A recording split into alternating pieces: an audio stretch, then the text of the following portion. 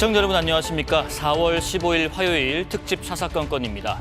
사사건건은 대선 출마 선언을 한 예비 대선 후보들과 이야기 나눠보는 특집 대담 한국의 정치 미래는 이라는 시간을 이어오고 있습니다.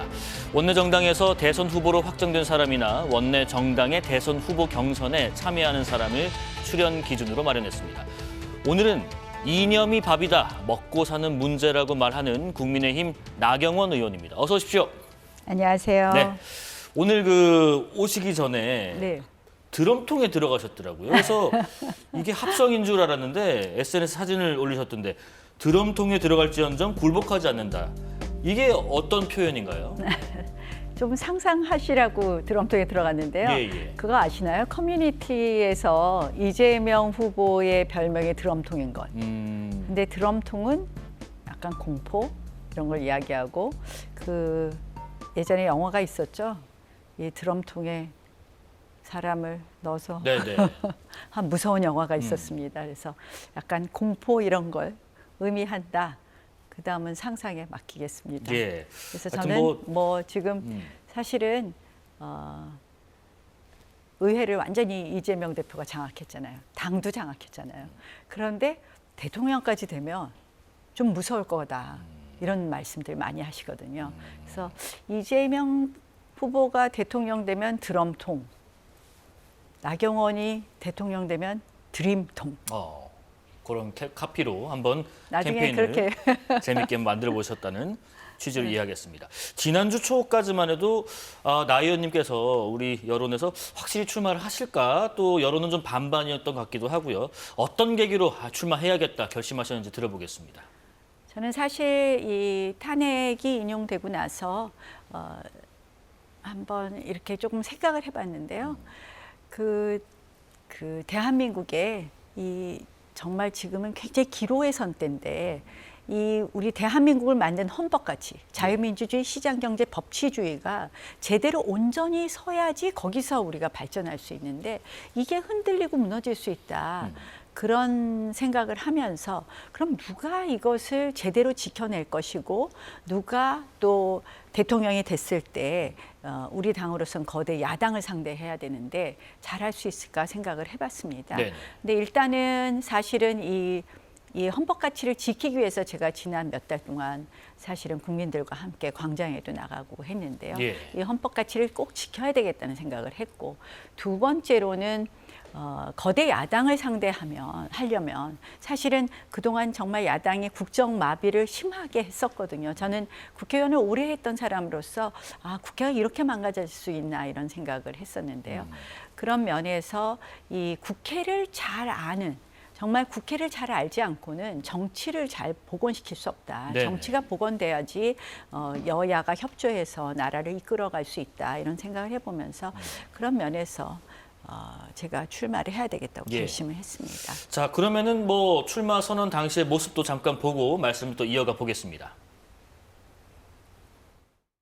이번 대통령 선거의 본질은 바로 체제 전쟁입니다. 우리 자유 대한민국을 지켜낼 것이냐 아니면 반자유 반헌법 세력의 대한민국을 혼납할 것인가입니다. 제2의 6.25 전쟁, 건국 전쟁이라고 감히 말할 수 있습니다. 대한민국 자유민주주의 체제를 전복시키려는 북한과 반국가 세력들, 그들에게 저 나경원은 최우선의 정치 제거의 대상이었습니다. 왜냐? 그들이 체제 전복 시도의 가장 큰 걸림돌이었기 때문입니다. 그들은 북한 지령문을 통해서 이렇게 말했습니다. 나경원에게 토착 왜고 라벨하고 씌워라. 친일 행적을 부각시켜라. 이 위태로운 체제 전쟁의 위기 속에서 누가 거대한 악의 세력과 맞서서 대한민국을 구해낼 수 있겠습니까? 누가 이재명 대표를 꺾고 국민에게 희망을 줄 수 있겠습니까? 예, 지금 저 출마 선언 당시 말씀 들어보니까 이제 그런 부분이 좀 궁금해요. 사실 우리가 자유민주주의랄지 뭐 시장경제 자본주의랄지 이런 것들은 그렇지 못한 체제와 비교했을 때는 뭐 이미 비교가 불가한 수준의 평가가 일반적인데 이번 대통령 선거의 본질이 체제 전쟁이다. 또 이념이 밥이다. 이게 어떤 의미의 말씀이신지 들어볼게요. 그러니까 많이들 예. 이 말씀 드리면 이게 무슨 얘기야? 이건 뭐 우리 이미 누리고 있는데 그게 필요해? 철진한 거야. 이렇게 얘기들 쉽게 하시는데요. 네. 자, 엊그저께 무디스가 이런 발표를 했습니다. 대한민국 신용등급을 하향 조정할 수 있다. 그 이유는 전국이 불안정한 거 있지만 플러스 유력 대선 주자의 공약이 기본소득이더라. 그거는 결국은 국가 부채도 늘리고 한국의 재정에 엄청난 부담이 줄 것이다. 이렇게. 네. 기본소득, 기본 시리즈는 한마디로 반시장 경제 정책입니다. 제가 그래서 이념이 밥이다 이렇게 말하는 겁니다.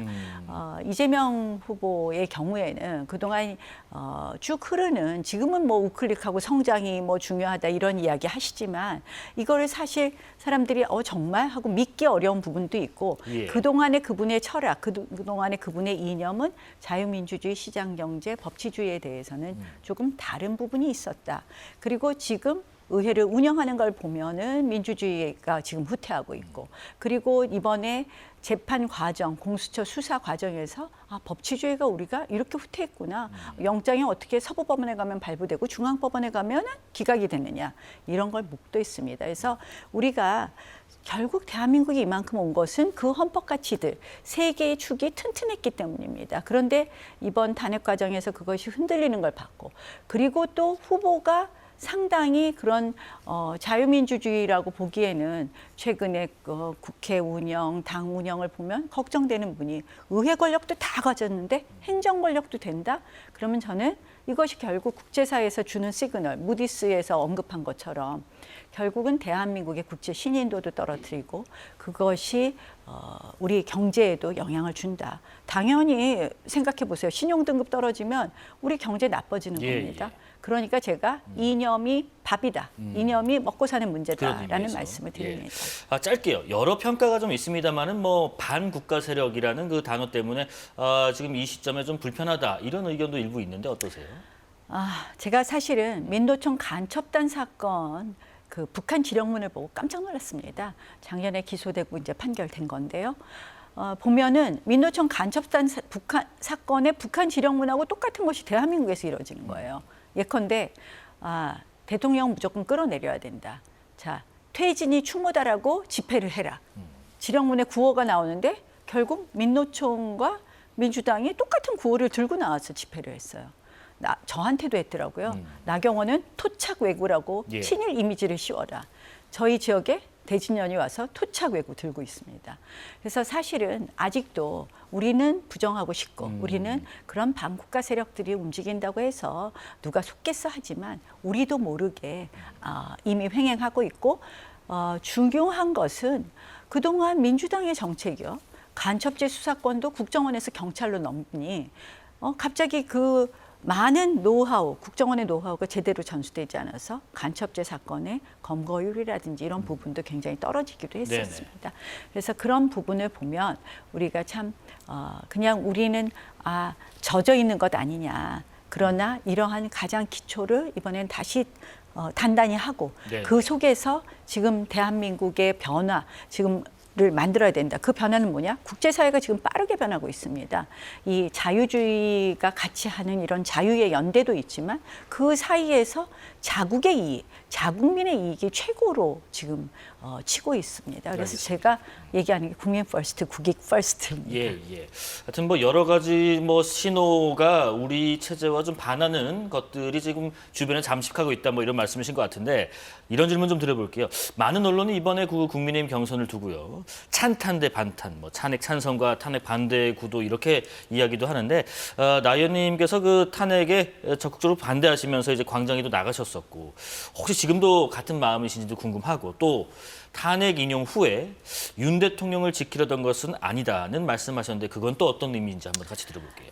저는 이렇게 생각합니다. 우리 정말 불행한 역사다. 2번이나 대통령 탄핵했습니다. 미국 헌정사상 대통령 탄핵 한 번도 없었습니다. 그렇게 해서 또 조기 대선을 치릅니다. 그리고 그 탄핵의 과정에 있어서 굉장히 법이 무너지는 걸 우리는 목도했습니다. 그래서 저는 탄핵을 반대했고요. 예. 뭐 탄핵 반대하는 것에 대해서는 지금도 같은 마음입니다. 그러나 이제 결과가 안타깝게 나왔다 이런 말씀을 드리고요. 이번 선거를 굳이 탄핵 찬성 반대가 아니라 사실은 그동안의 일은 결국 각자의 판단에 의한 것이고 새로운 대한민국의 미래 비전에 대한 이야기를 해야 된다 생각을 합니다. 예. 근데 저 대통령을 지키지 않는 것이다, 뭐 아니다 이런 거는 뭐 다른 것이 아니라 결국 우리의 가장 중요한 가치의 문제였던 것이죠. 제가 아까 말씀드린 것처럼 이 여러 가지 이유가 있지만 대통령 이런 그 대한민국의 정치 상황이 연출된 데에는 국회에서 의회 민주주의가 무너진 것이 굉장히 컸습니다. 예. 뭐 제가 정치를 오래 한 사람으로서 국회를 이렇게 일방적으로 운영하는 국회는 본 적이 없습니다. 저희가 180석을 가졌을 때도 절대로 국회의장과 법사위원장은 하나씩 가졌습니다. 그게 국회 내에서의 여야의 견제와 균형이었습니다. 근데 그걸 모두 가지고 법안을 일방적으로 통과시킨 건수가 원래 상임위의장에서는 표결을 안 하는 겁니다. 네네. 상임위장에서 표결을 하는 것은 그것이 일방 통과를 말하는 건데요. 1년 동안에 1년도 안 된 지금 9개월 동안 119건을 일방 표결했습니다. 예. 과거 19대 20대는 10건, 4년 내내 10건. 4년 내내 7건이었거든요. 그러니까 이게 얼마나 무시무시하게 민주당이 마음대로 하고 있는 것을 보여주는 것이다. 그래서 저는 이렇게 민주주의가 망가져서는 대한민국이 회복하기 어렵겠다 네. 이런 생각을 했고 그래서 탄핵 반대를 열심히 했습니다. 알겠습니다. 뭐 최근에 오세훈 서울시장이 불출마 선언을 했고요. 오세훈 서울시장의 지지층을 나경원이라는 사람이 흡수할 수도 있다라는 자신감을 내비치기도 하셨는데 또 반대 탄핵 반대파셨다 보니까 이 중도 확장이 가능하겠느냐라는 우려도 동시에 있는 것 같습니다. 이 부분에 대한 보관이 있으신지 궁금합니다. 그 원칙에 충실했고 헌법 예. 가치에 충실한 거지. 중도는 저는 이렇게 생각해요. 특별히 어떤 정당에 대한 편향성이 없는 분들인데요. 그분들은 정말 내 삶을 잘 알아주고 나한테 도움되는 정책을 진짜 제대로 하는 거야. 이걸 보시고 계신다고 생각을 합니다. 그러려면 어떻게 해야 되느냐? 저는 잘 아는 정치인이 할 수 있다. 많은 후보들이 있지만요. 저는 어려운 지역구에서 5선 의원이 되었습니다. 네네. 정말 국민 한 분 한 분, 서민 한 분 한 분의 이야기를 누구보다도 많이 들었다고 자부합니다. 동작을 지역이요. 네. 정말 지역구는 하나의 작은 대한민국입니다. 생각해 보십시오. 뭐 지자체장이나 이렇게 하시는 분들은 아무래도 한 분 한 분의 목소리를 듣는 데에는 게을르셨다고 생각합니다. 네. 뭐 시간적으로 어려웠겠죠.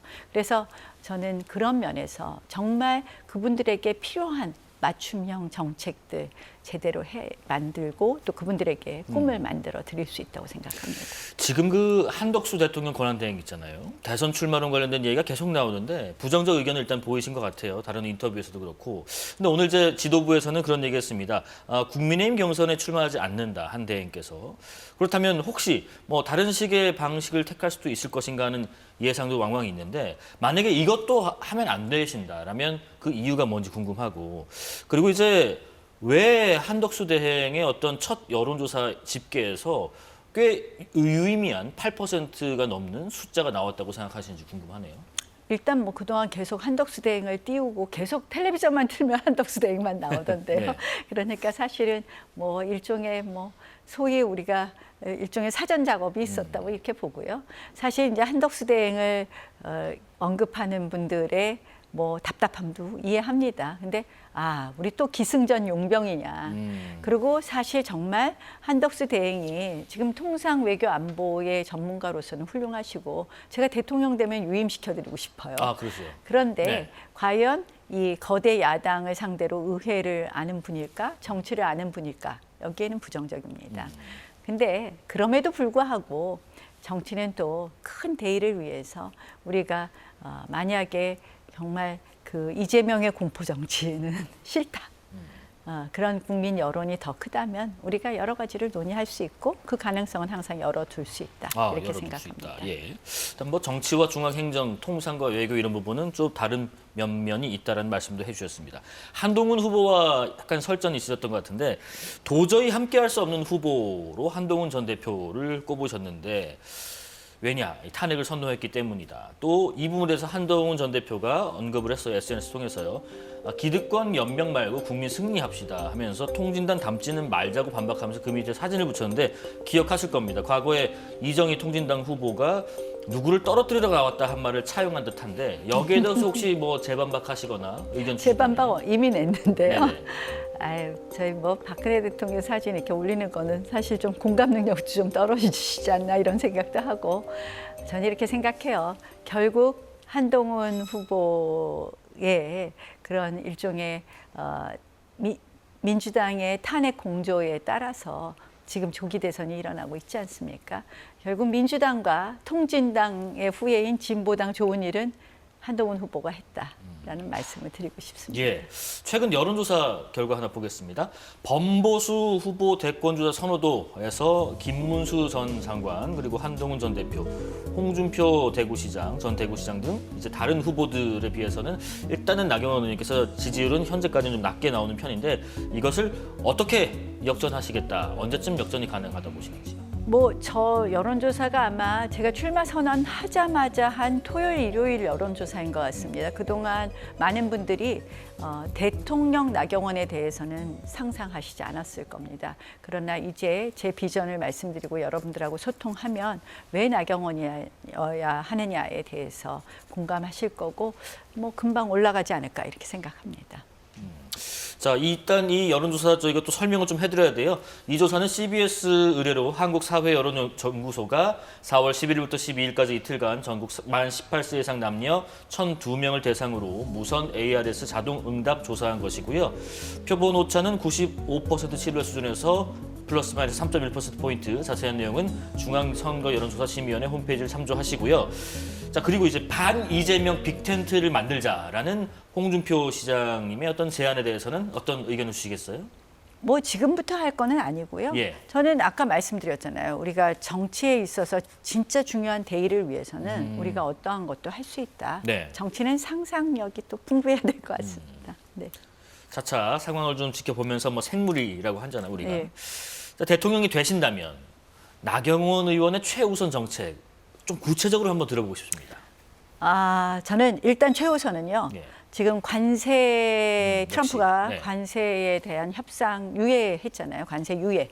90일 유예했습니다. 대통령 당선되면 제일 먼저 미국에 가겠습니다. 그리고 이 관세 문제는 예. 뭐 이 안보 방위비 협상하고 분리해야 되냐 마냐 이렇게 얘기하지만 원샷 단판이 필요하다고 생각을 합니다. 원샷 단판이요? 예, 최근에 이제 플라이츠라고 그 트럼프 대통령 싱크탱크 좌장이 한국에 얘기 했었죠. 방문했었고 저를 찾아왔습니다. 그렇게 네. 저를 찾아왔는데 역시 그분도 알래스카 LNG 얘기하셨는데요. 모든 것을 협상 테이블에 놓고 원샷 단판하겠다. 두 번째로 두 번째가 아니라 똑같이 중요한 것 중에 하나가 소상공인 자영업자 너무 어려우십니다. 지금. 그렇습니다. 정말 폐업 하루가 다르게 문을 닫고 있습니다. 그래서 지금 소상공인 자영업자 긴급 생활 안정자금 제일 먼저 집행하겠다는 말씀드리겠습니다. 관세 원샷 또 소상공인 자영업자 긴급 재원 지원까지 말씀하셨고요. 어제 그 패스트트랙 관련 재판에 잠깐 참석하셨는데 여기서 하신 말씀도 잠깐 듣고 말씀 이어가 보겠습니다. 이번 탄핵 국면에서 공수처의 무능, 공수처의 불법성, 그리고 특정 정치 세력의 하명 수사처라는 것이 명백히 드러났습니다. 결국 이러한 모습이 지금 대한민국의 법치에 관한 근본적인 물음을 제시했습니다. 그래서 저는 정말 이 공수처는 반드시 폐지해야 된다고 생각을 합니다. 특정 정치 세력의 하명 수사처다 하시면서 공수처는 반드시 폐지해야 된다라고 주장하셨습니다. 그 이유 조금 더 들어보겠습니다. 뭐 이번 대통령 내란 수사에서 명백히 드러났다고 봅니다. 제가 지금 재판받는 이유가 공수처 설치해서는 안 된다고 외치다가 민주당의 일방적인 통과로 통과된 그 공수처 설치하지 말라고 하다가 지금 재판받고 있는데요. 예. 제가 그때 그랬습니다. 분명히 민주당 하명 수사처 될 거다. 옥상옥이라서 수사 혼란이 올 것이다. 이번에 그대로 드러났습니다. 공수처가요, 한 1년에 200억씩 씁니다. 800억 썼는데요. 단 4건 기소하고 이번에 큰 사고 쳤습니다. 저는 공수처는 당연히 폐지해야 된다고 생각을 합니다. 그래서 그런 이유 좀 설명했고 제 1번 공약 중에 하나다라는 말씀드립니다. 뭐 수사 주체 논란 등등 해서 폐지돼야 한다는 말씀이신 것 같고, 공통 질문 저희가 드리고 있는데 같이 드릴게요. 비상계엄부터 탄핵 정국까지 우리 사회가 지금 양극단으로 굉장히 심하게 분열됐다는 걱정이 좀 많습니다. 이게 어느 정도 문제라고 보시는지도 궁금하고, 또 하나가 대통령이 되신다면 이 통합을 위해 어떤 구체적인 계획이 있으실지 궁금합니다. 예, 맞습니다. 친구끼리 싸웠다, 주먹 다짐했다 이런 기사도 제가 봤으니까 얼마나 극단적으로 분열돼 있는지 알고 있고요. 같이 결혼도 해서는 안 된다, 연애도 네. 할 수 없다 이러고요. 정말 안타까운 일이죠. 저는 활발한 소통이 굉장히 중요하다고 생각을 하는데, 국민 통합을 위해서는 이제는 우리가 미래로 나가야 되지 않겠습니까? 언제까지나 과거에 이것이 잘 됐다, 잘못됐다로 논란을 벌이겠습니까? 그리고 그럴 만큼 대한민국은 여유는 없다. 지금 저성장의 늪으로 갇히느냐 아니면 다시 도약하느냐에 굉장히 크리티컬한 포인트고요. 그래서 제가 이번에 출마한 이유 중에 하나입니다. 제가 이념이 밥이다라는 것처럼 이번에 저희가 잘못된 선택을 하면 지금 대한민국은요, 어떤 신성장 동력이 또 제대로 뛰고 있지 못합니다. 최근 10년 동안 어떤 새로운 신산업도 들어오지 않았습니다. 그래서 제가 오늘 AI에 관한 AI 비상사태를 선포하기도 했는데요. 예. 우리가 아주 새로운 각오로 초격차 기술 정말 개발해야 되고 신성장 산업 만들어야 될 때입니다. 저는 출마하면서 이화장에 다녀왔습니다. 예. 일요일 날. 이화장은 어떤 곳이냐? 이승만 대통령이 1945년 해방 이후에 돌아와서 그곳에서 대한민국 헌법을 구상하고 그곳에서 재헌 내각을 조각했습니다. 이승만 대통령상 밑에 뭉치면 살고 흩어지면 죽는다 이렇게 써 있습니다. 네네. 뭉치면 사는 동력 만들어 가겠습니다. 예. 간략하게 답변 가능하실까요? 대통령이 되신다면 용산 집무실 그대로 쓰실 건지 아니면 청와대로 돌아가실 건지 제3의 장소로 가실 건지요? 어려운 질문인데요. 예. 일단 용산 집무실을 쓸 수밖에 없을 겁니다. 현실적으로는. 네. 그러고 나서는 국민 의견을 좀 수렴해 보겠습니다. 그 이후에 이제 청와대든 그대로 쓰시든 판단하시겠다. 자, 또 하나가 지금 공통 질문 역시 드리고 있습니다. 나경원이 선택하는 내 인생의 문구, 저희가 뭐라고 들어보면 될까요? 제가 좋아하는 문구는요. 예. Together We Can입니다. Together We Can. 제가 2013년에 스페셜 올림픽이라고 발달장애인 장애인 올림픽 국제 대회를 대한민국 평창에서 주최를 했고, 네네. 그때 슬로건이 Together We Can입니다. 장애인과 비장애인이 함께하면 할 수 있다 이런 뜻인데요. 장애인과 비장애인뿐만 아니라 우리가 서로 다른 분들이 생각을 맞춰가면 우리가 더 큰 대한민국 같이 만들 수 있다 이렇게 생각을 하고, 늘 여기에 여러 가지 우리 대칭을 여야가 함께하면 할 수 있고, 네. 우리 또 정말 다양한 계층이 같이 할 수 있는 청년과 또 노년이 함께하면 그런 사회를 만들어 가겠습니다. 투게더 위켄 정신이면 앞서 말씀하신 양극단으로 심하게 분열된 우리 사회도 통합을 할 수 있는 단초가 될 수 있지 않을까 하는 생각도 듭니다. 저희가 사전에 나를 표현하는 음악이 있으면 간단히 좀 선곡해달라 말씀드렸는데 혹시 잠깐 들어볼 수 있을까요? 네, 이 음악인데 이 음악 들어보신 분들 기억하실 겁니다. 야구 팬들. 야구 좋아하시는 분들. 자, 이 음악 선택하신 이유가 뭘까요? 나루코죠. 네, 나오고 있습니다. 구원투수죠. 구원투수. 메츠 팀의 그 구원투수가 좋아하던 노래인데 그 선수가 등장할 때 나오던 음악입니다. 나경원이 지금 위기에 빠진 대한민국, 위기에 빠진 국민의 힘의 구원투수가 되겠다는 말씀입니다. 이 음악은 그럼 앞으로도 출정식 때도 자주 활용하시는 건가요? 네, 작년에 동작구 예. 선거 출정식에도 썼습니다. 자, 그리고 혹시 나를 표현하는 음악 말고 나를 표현하는 개인 애창곡도 있으세요? 저요? 제가 애창곡이 없는 사람이에요. 그러세요? 네. 지난주에는 저희 김문수 장관께서 안곡 부르셨는데 혹시 기회가 저희가 시간이 조금 남아 있어서 원하신다면 한 소절 할 수 있는 제가 기회 드리겠습니다. 원래 경로당에 가면은 서울의 창가와 남행열차만 부르는데 네. 제가 가끔 가족들하고 노래방을 갈 때 부른 노래가 하나 있습니다. 우리 뭔데요? 아이들. 나 그대에게 이상하게 나오네. 모두들 이리 터질 것 같은 이 내 가슴을 뭐 이런 가사 그 노래 의미는 혹시 따로 있을까요? 저는 우리 국민들에게 또 대한민국에게 저의 모든 것을 드리겠습니다. 네, 이제 뭐 쭉 나오신 분들 다 노래를 하셔야 될 것 같습니다. 자, 지금까지 국민의힘 나경원 의원과 이야기 나눠봤습니다. 고맙습니다. 고맙습니다.